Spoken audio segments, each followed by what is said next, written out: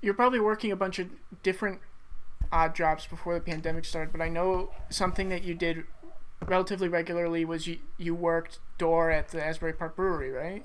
Yeah, that was like not my full-time gig, but I would do that probably 3 times a week.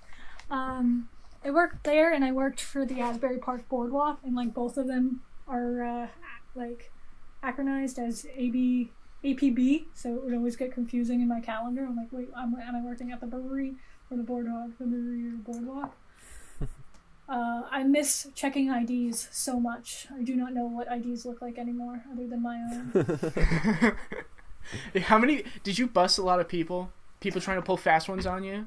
Like 99% of the time, like when I found a fake ID and like the person was chill and they were just like with a group of older friends, like I would let them go because I was that person for a long time and I just didn't have access to a fake ID. But there's been like a handful of times where people would come in and they were just like shithead little kids who were like had obviously bad fake IDs, and like one time they literally had like a Bud Light in their jacket. I'm like, bro, this is a brewery. They only have one type of beer. Like, this is not the place to pull this. Go down to the yacht club. Like, yeah, for anyone listening who doesn't know, the Asbury Park Brewery is an actual brewery where sometimes they host really cool concerts or shows. And it's always 21 plus, right? There's no ifs, ands, or buts about it. It's most often all ages. Like, you just can't drink. Yeah. And they mark a hand, right? Yeah, I give you a little X. You're right, because my brother came to a show and he was a minor at that point. You're right. I love that place. I really do. That was the last place I saw you. What show was it? It was Harmony Woods and The World Is a Beautiful Place. When David Juro was playing drums. What a good time. That was like right after Fest. I remember we were all talking about the Bam Margera Fest meme. Good times. That was early 2020, right? My timeline is so messed up, but that was like January, February this year, right? Let me tell you. I feel like that was this year. Oh, I think so, because David was on tour, yeah. That would make sense. I go by my like photo album on my phone to remember anything that has ever happened, and I probably still have the load-in information screenshotted. I don't know if you listened to the episode we had with Connor Hansen, but we asked him like the best moment he's experienced at the brewery, which I'm sure most of them are great, and then like a horror story. Would you be able to provide us with any? And if you say anything that he said, I'll have to cut you off because it's not fair to the listeners.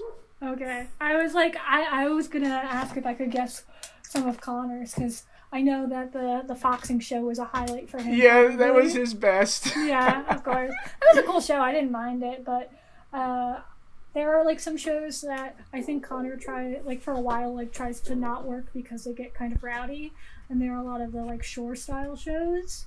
What do you mean by shore style? Shore style is like hardcore. Hardcore stuff from the beach. Yeah. There's one guy named Swank who puts on a lot of them and is in a lot of like the bands. And there's a lot of people who I like consider like old heads that come. And I always like those shows because I like seeing like my old heads and I'm like, hey guys. But they get really rowdy. One time Swank got hit in the head with an ammo box and like busted open his head because somebody was peeing in a bucket. And, like, yeah, that's the exact story that Connor told us. Yeah. I wasn't actually there for that, but I saw Swank like right after and I was like, what happened? What did I miss? That was an intense one. I got to work like a couple cool like things there that weren't just like shows. Like I worked, Chris Gethard did some stand-up there. I worked that. And... Oh, that's awesome. I didn't know they do stand-up shows there. Yeah, he was like recording he was doing like a New Jersey comedy album that he recorded there. I listened to that. It was pretty good. He did that at the brewery? Mm-hmm. Oh, I had no idea. Yeah, I listened to that too. It was really good. And one time Panic at the Disco came. They were supposed to play like a couple songs, but they didn't, and I couldn't be like, you know how I normally sit close to the door? I just sit all the way out by like the front door. So it was just like very cold and I couldn't like hear or see what was going on.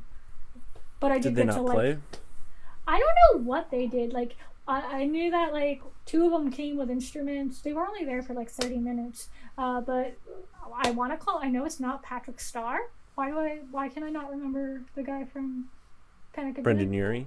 Yeah, I don't. Why didn't Patrick Starr? SpongeBob. He shook my hand and he was like, "Thanks so much for doing the door." And I was like, Oh wow. "You do a lot of cocaine, Mister." It was cool though. It was really cool.